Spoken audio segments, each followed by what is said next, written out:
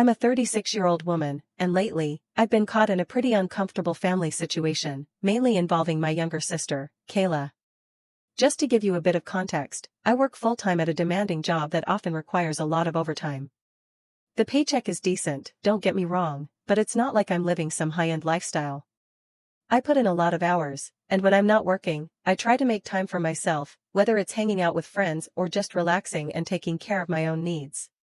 But my family doesn't exactly share that mindset, especially not Kayla. She's 32, and she's got two little ones, both under 7. She and the kid's father split up a couple of years ago, and since then, she's been living near our parents. Her hands are always full, she works part-time and handles everything at home on her own.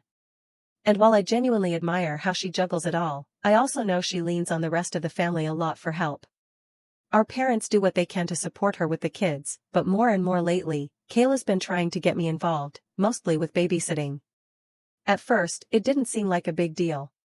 About 6 months back, she asked if I could watch the kids for an afternoon. She had an appointment, and her usual sitter bailed on her at the last minute. She sounded overwhelmed, and since I had that weekend off, I told her I'd help out. I went over to her place, and it was all right. Her kids are sweet, but man, I was wiped out by the end of it.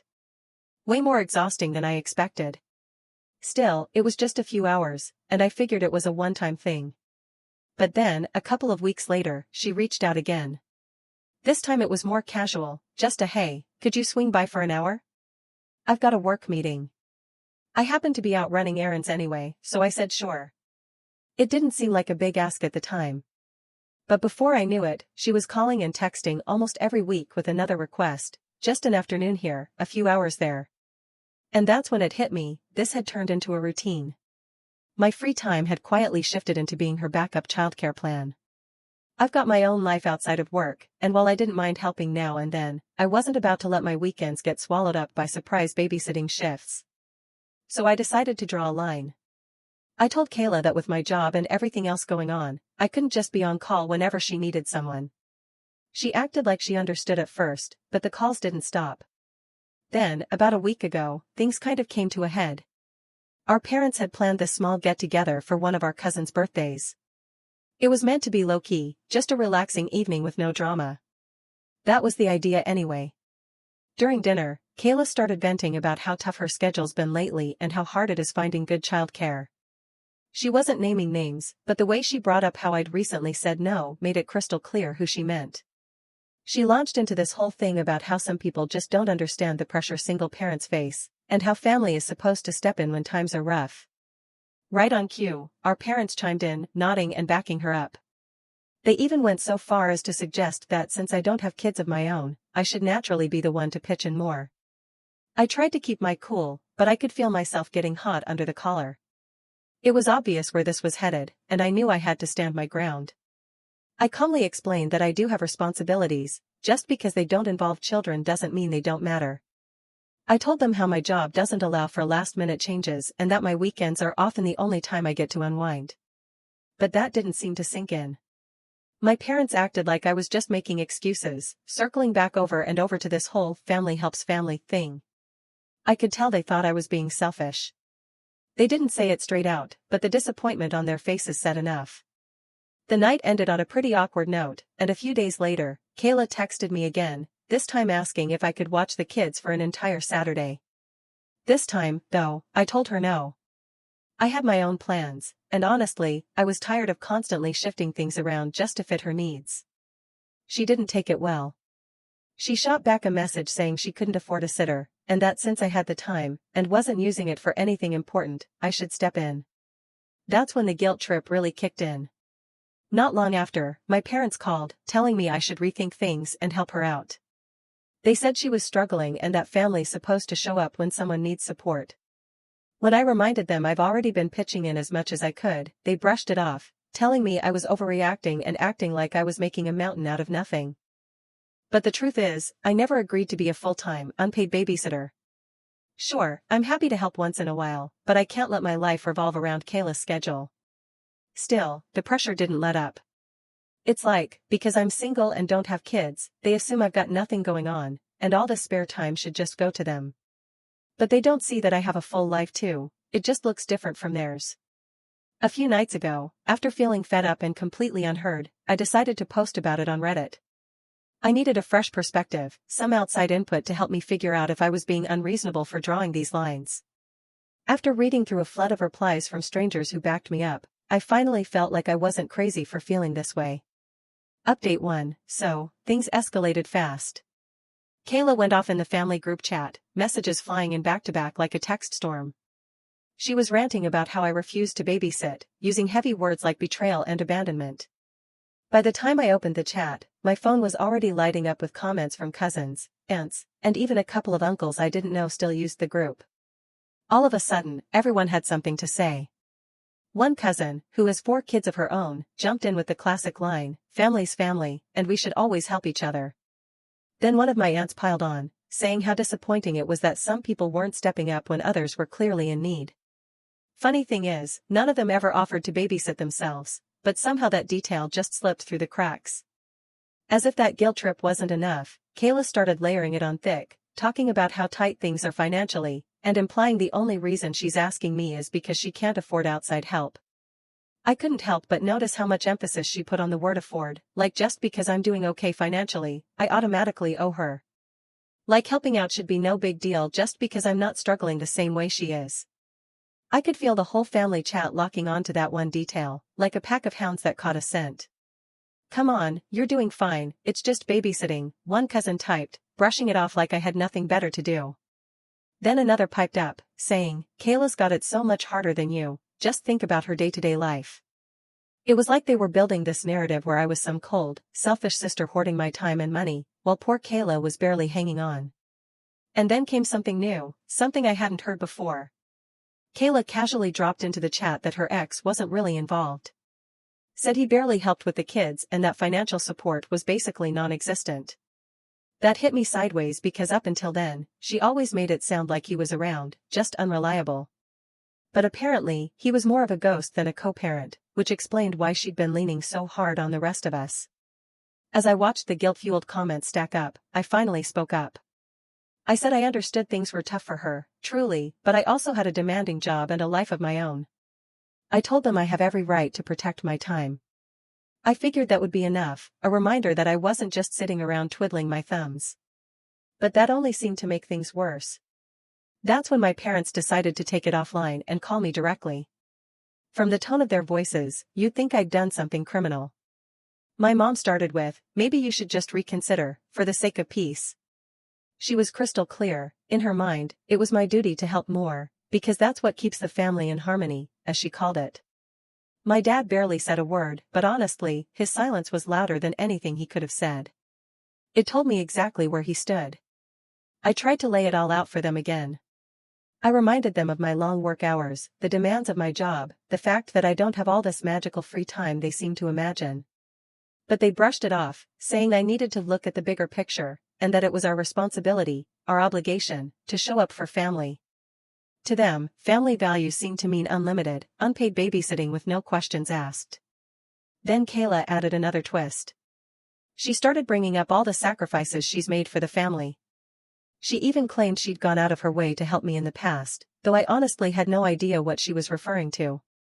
It felt like she was trying to frame her struggles as a permanent hall pass to my weekends, as if I somehow owed her. I could feel the pressure wrapping around me like a noose. So I tried something different. I calmly suggested that if she needed this kind of help on a regular basis, maybe she could offer a little something in return. Not much, just a small payment to acknowledge my time. I figured it was fair. Childcare isn't free, and I'd already been helping her for weeks without charging a dime. The moment I said it, she scoffed in the chat. "What kind of sister asks for money?" she wrote, acting like I'd just kicked her puppy. And that was all my parents needed to hear. They exploded with disappointment, claiming I'd lost sight of what really matters. "You don't put a price on helping family," my mom said, like I was some kind of heartless stranger. I just sat there stunned, realizing they weren't even trying to see where I was coming from. They were more than willing to paint me as the villain if it meant keeping Kayla happy. By then, I was emotionally drained. I'd explained myself again and again, tried to compromise, even offered a practical solution, but it was like I was shouting into the void. It wasn't about support anymore. It was about control. My family didn't care about my time or my boundaries. They just wanted to keep the illusion of being close-knit, even if it meant dumping everything on me. That night, I let it all out to a close friend who'd been following the whole situation from the start. She couldn't believe how far things had gone. She told me straight up, "This isn't about love, it's about power." And you know what? That stuck with me. When I got home later, I opened up my Reddit post and started scrolling through the replies again. All those strangers who'd left supportive messages, they made me feel seen. For the first time in a long time, I felt like I wasn't crazy for wanting some space. So I wrote an update. I told everyone what happened in the group chat, how Kayla twisted the story, and how my parents reacted. And the responses rolled in fast. People told me to stay firm, that I was right to stand my ground, that I had every right to draw the line. For the first time in weeks, I felt like I wasn't standing in this alone. Update 2. After the whole family group chat disaster, I figured maybe the dust would settle. But Kayla had other plans. The very next morning, I got a text from a friend saying, "Hey, have you seen Facebook?" Sure enough, I opened the app, and there it was. A long, emotional post from Kayla, publicly venting about how certain family members, despite being perfectly able, had repeatedly turned their backs on her when she needed them most. She used lines like "abandoned by those closest to you" and "struggling as a single mom with no support." No names were mentioned, but come on, it was obvious who she was talking about. The comments came in fast. A few of our aunts were already on there, pouring out sympathy. "This is just heartbreaking," one wrote. "You deserve better," another added. Then one of our cousins chimed in with, "It's sad when people forget what family means." Suddenly all these relatives who hadn't said a word in the group chat were weighing in like they knew everything, when in reality, they'd only heard Kayla's side. Within an hour, my inbox started filling up with private messages. Some cousins, even a distant aunt or two, were asking, "What's going on between you and Kayla?" or straight up, "Why aren't you helping her?" A few were confused and wanted the truth. But others? They were accusatory, acting like I'd turned my back on the family. One even told me, "Family shows up. No matter what. You should be stepping up." And then Kayla escalated it. She made another post, this time tagging me directly. She wrote, "I never thought my own sister would abandon me when I needed her most." Tag. My name. Right there for everyone to see. Friends. Family. Coworkers. People I hadn't talked to since high school. All of them saw it. It was like she wanted the whole world to know how horrible I was for not giving her unlimited access to my time. The fallout came quick. That afternoon, a coworker, who also happens to be a family friend, brought it up casually at work. They didn't say much, just mentioned they'd seen Kayla's post. But the way they looked at me? I could feel the judgment. Work is the one place I've always tried to keep my personal life separate. And now it was bleeding into that space too.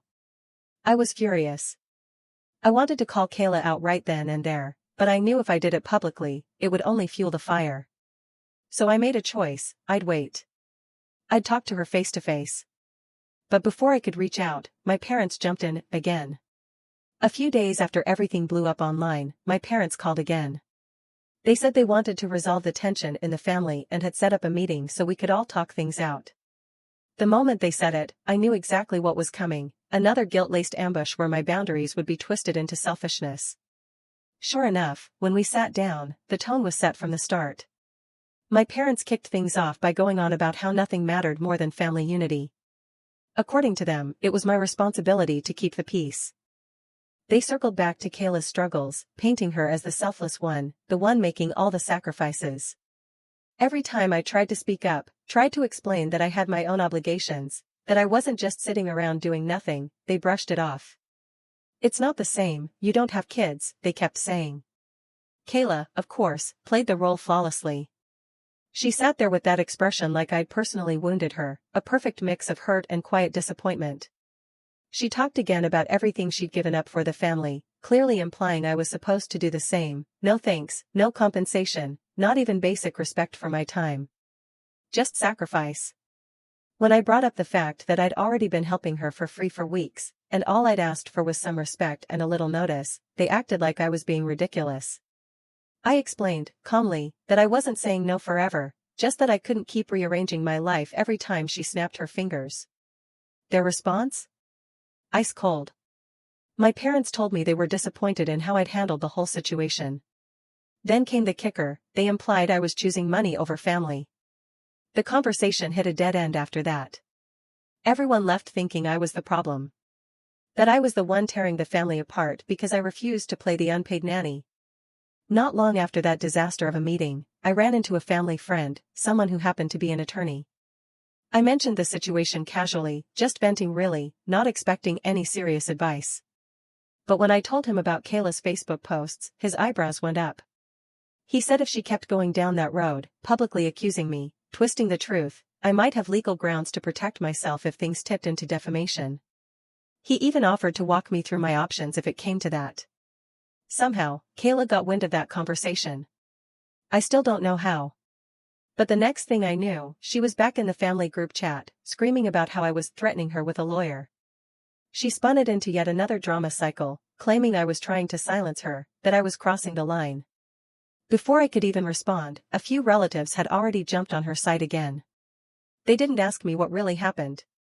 They just assumed the worst and started pulling away. By that point, all the constant conflict, judgment, and pressure were seriously getting to me. I was burned out, mentally and emotionally. It felt like no matter what I said or did, my side of the story got twisted.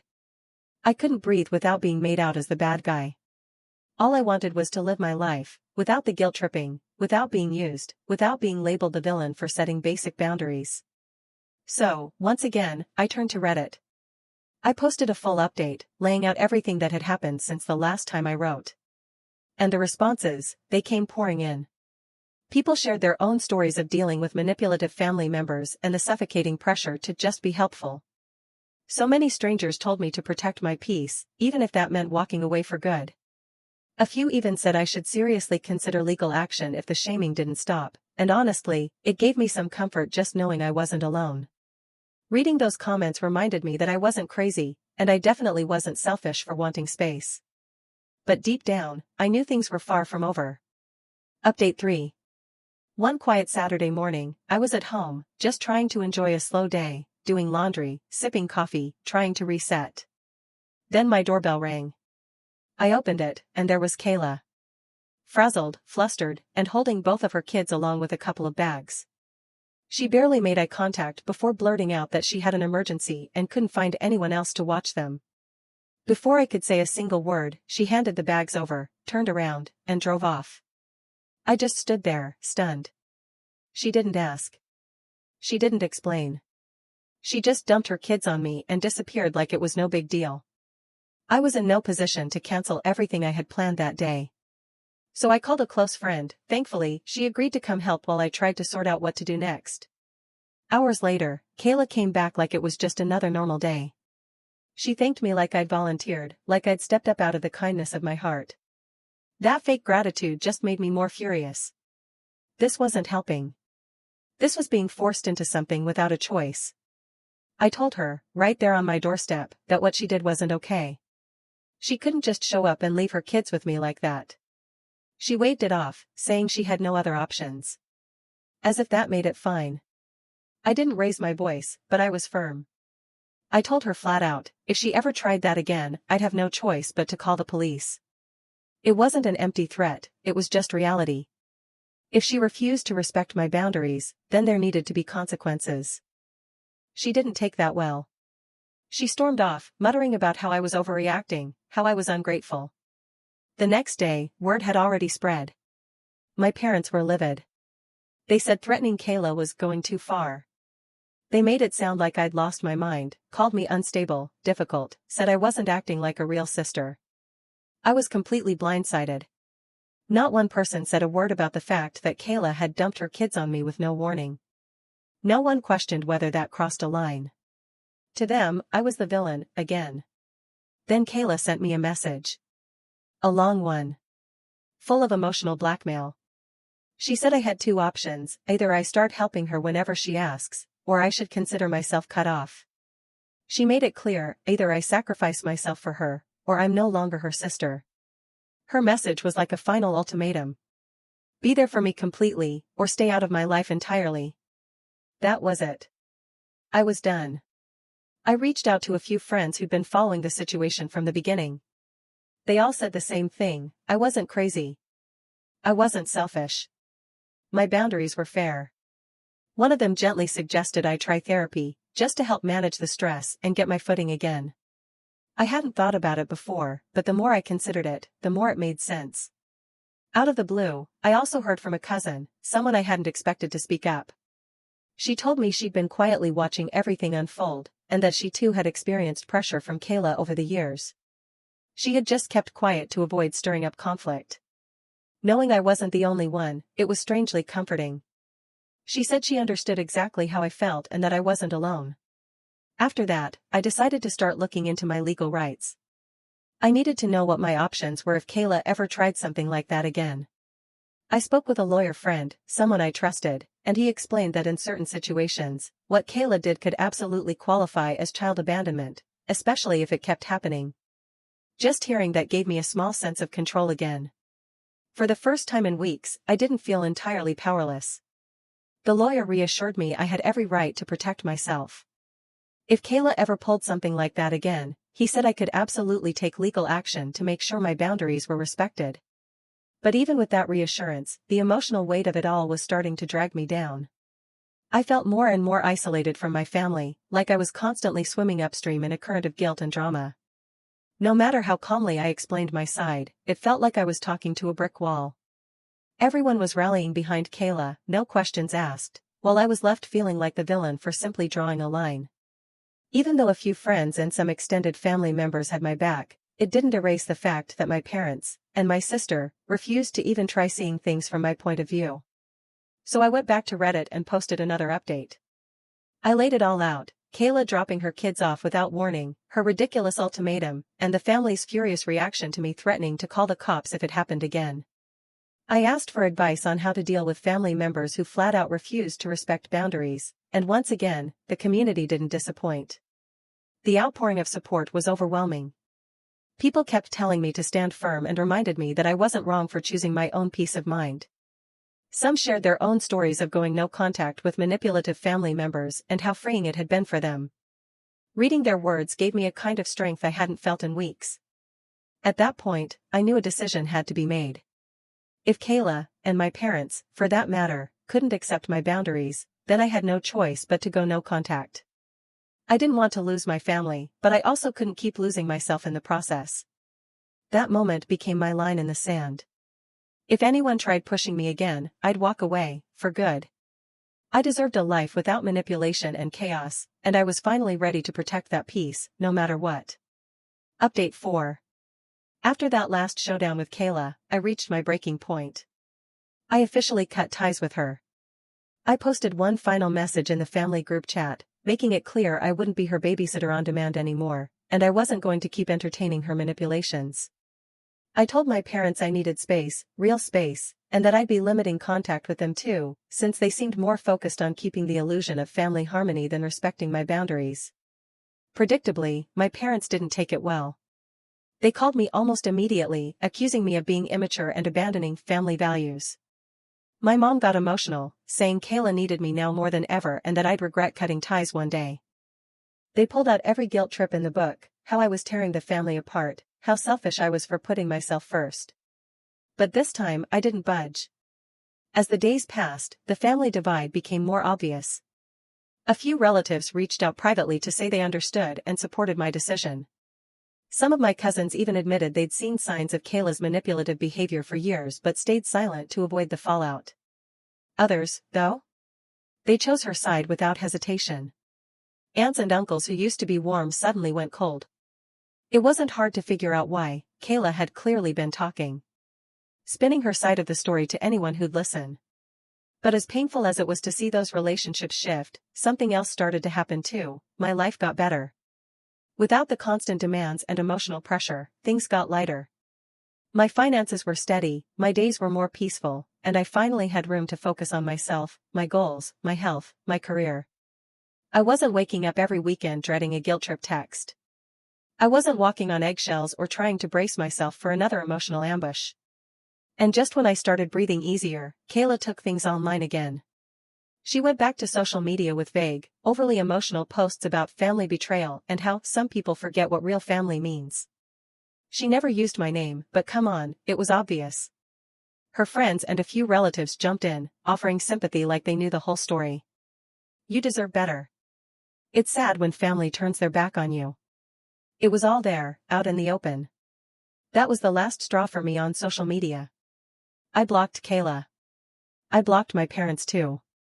I needed to stop seeing the passive-aggressive digs that kept trying to suck me back into the storm. Therapy became a game-changer around then. I'd started going not long after her ultimatum, and it turned out to be one of the best decisions I've made. Every session helped untangle the guilt and frustration that had built up over years. My therapist reminded me, again and again, that I wasn't responsible for fixing Kayla's life. That I didn't owe anyone unlimited access to my time just because we shared DNA. And slowly, that message began to stick. I started feeling more at peace with the no-contact decision. I rebuilt my daily routine to focus on self-care, quiet, and personal growth. And as I did, more family faded from my life. People who used to text every couple of weeks. Gone. Relatives who'd once shared recipes or holiday plans? Silent.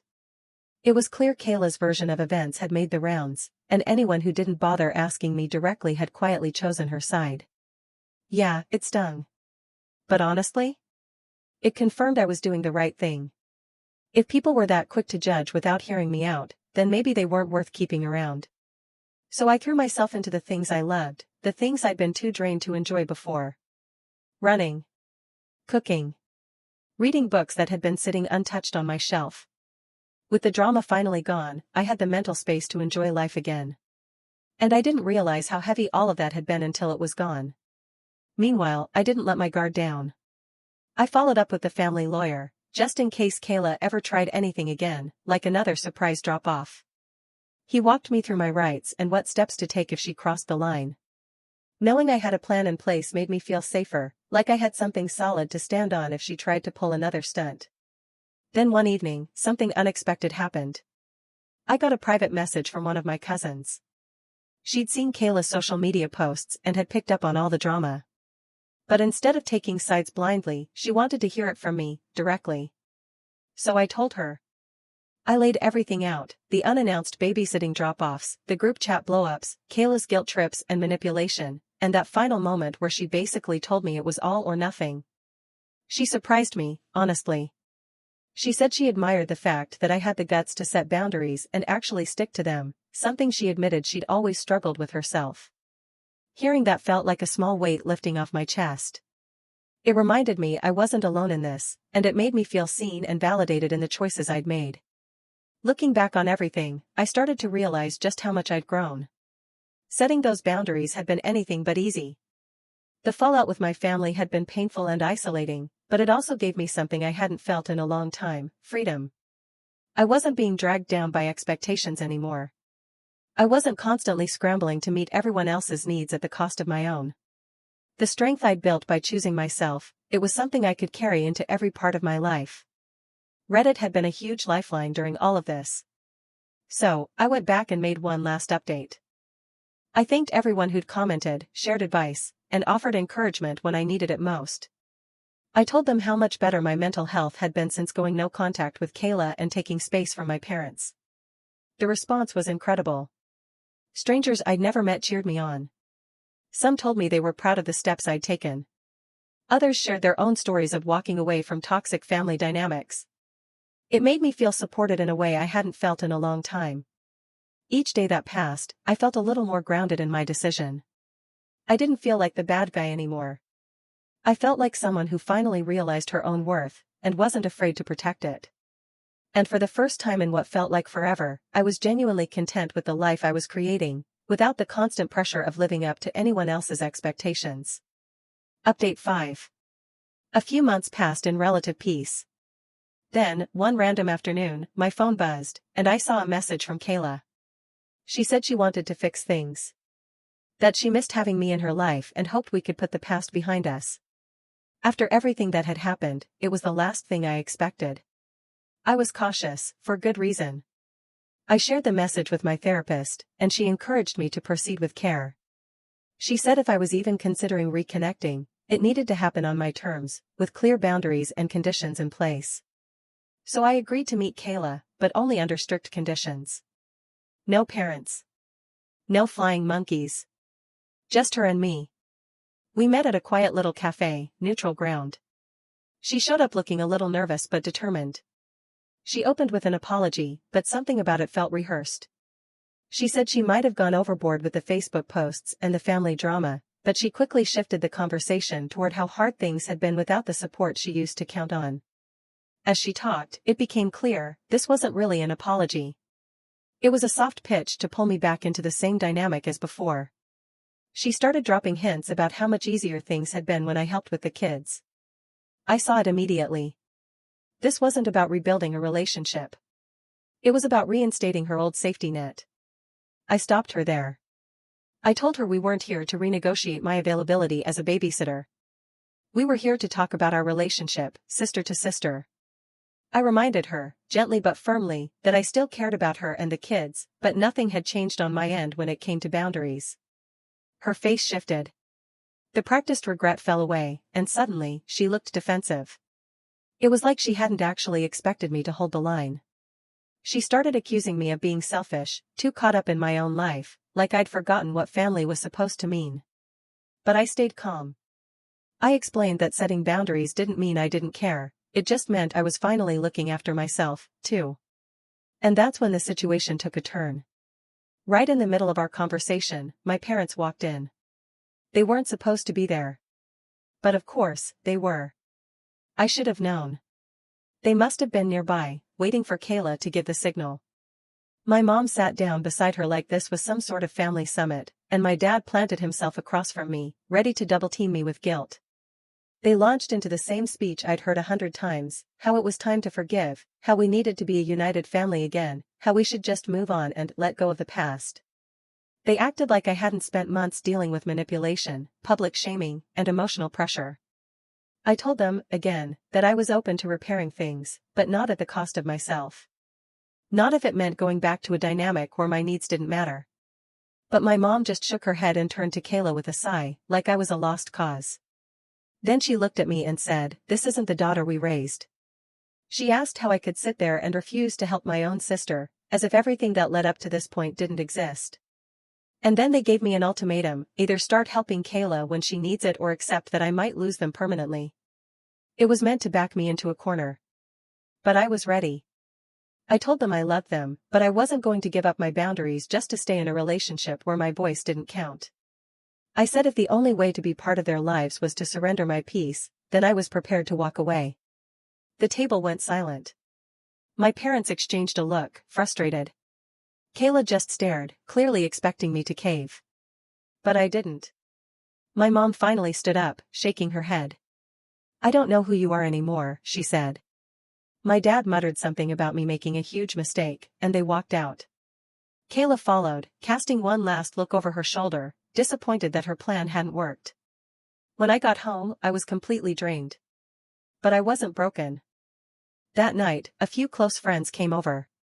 I told them what had happened, and they reassured me I'd done the right thing. Their support helped more than they probably realized. This time, I didn't feel defeated. I felt empowered.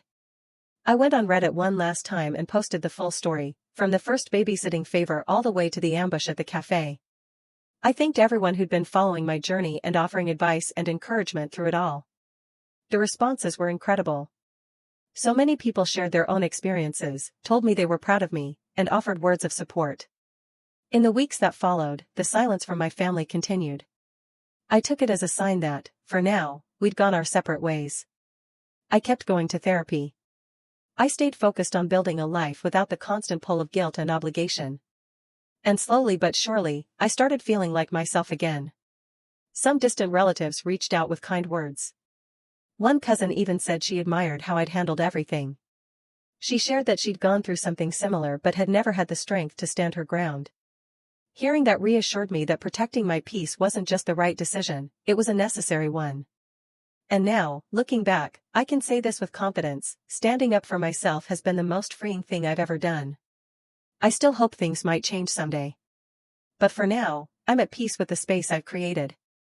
I'm not carrying guilt anymore. I'm not chasing validation. I'm not folding myself to fit into someone else's mold of what a good daughter or good sister should be. For the first time in a long time, I feel genuinely free.